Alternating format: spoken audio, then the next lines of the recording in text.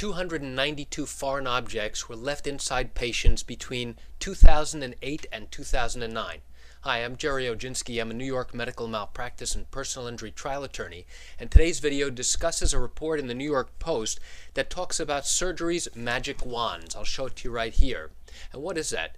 It's a device that doctors use now in order to determine whether any device or instrument has been left inside a patient. How do they do that?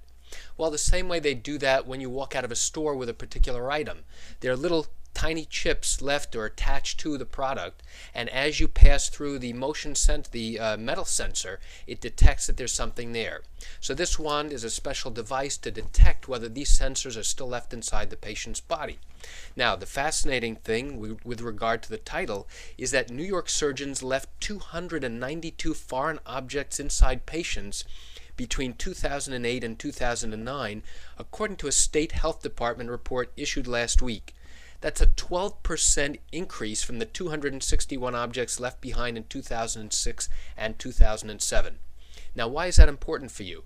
Well, in New York, if a foreign object is left inside of you during the course of surgery, and it's not designed to be left inside of you, then you have only 1 year from the date of discovering that within which to bring a lawsuit. That is critical to understand.